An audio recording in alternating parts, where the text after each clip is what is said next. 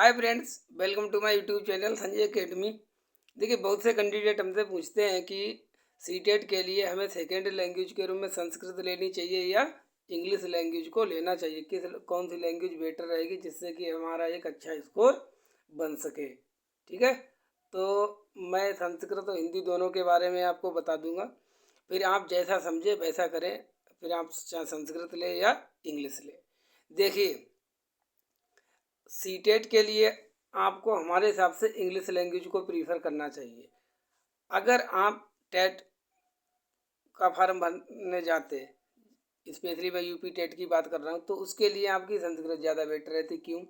क्योंकि जो संस्कृत है, संस्कृत की ग्रामर और भी पोर्शन है जो हिंदी से बहुत ज़्यादा मिलता जुलता है।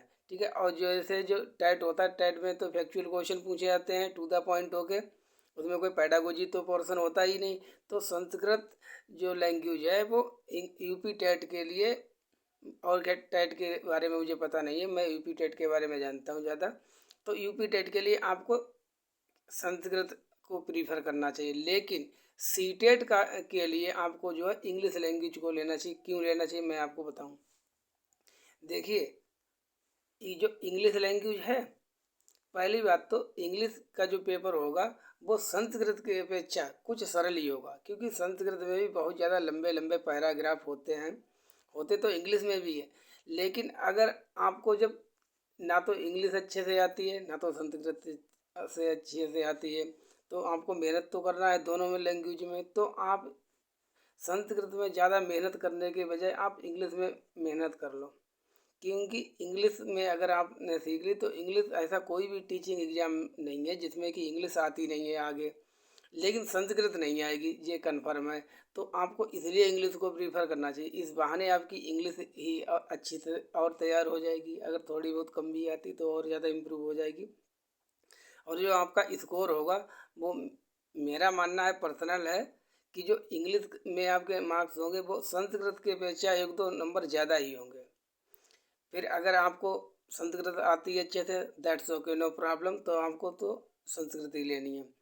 अगर इंग्लिश आती तब तो आप इंग्लिश लेंगे ही। अगर आपको इंग्लिश और संस्कृत दोनों नहीं आती हैं, अब आप कन्फ्यूज हैं कि मैं कौन सी लैंग्वेज लूँ, किस पर वर्क करूँ, तब उस केस में आपको इंग्लिश को ही प्रीफर करना है। फिर आप चाहें तो वो ले लें, आपकी मर्जी है। मेरे हिसाब से आपको इंग्लिश लैंग्वेज लेनी चाहिए। हाँ, अगर टेट वगैरह हो तो तब उसके लिए संस्कृत रहती है।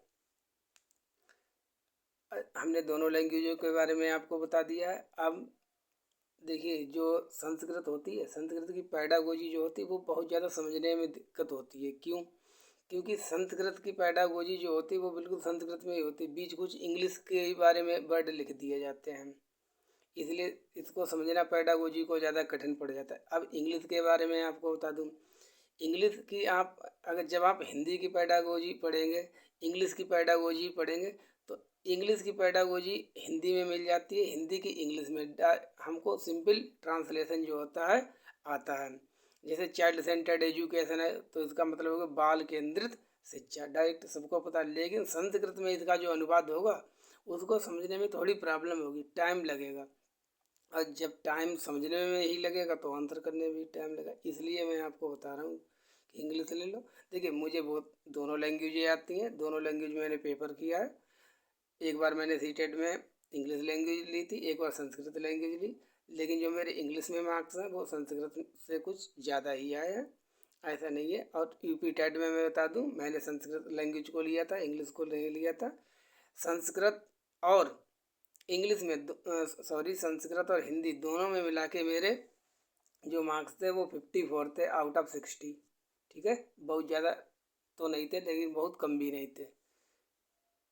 54 marks out of 60, total score जो था वो 120 था। इसमें संस्कृत और हिंदी दोनों का बहुत ज़्यादा रोल रहा, और सीडीपी तो है ही हमारी।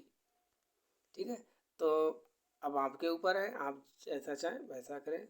Thank you for watching. अगर अब भी आपका कोई भी डाउट रह गया हो, मिसकंसेप्शन आपके माइंड में है, तो आप हमसे कमेंट बॉक्स में आके पूछ सकते हैं। Thank you for watching.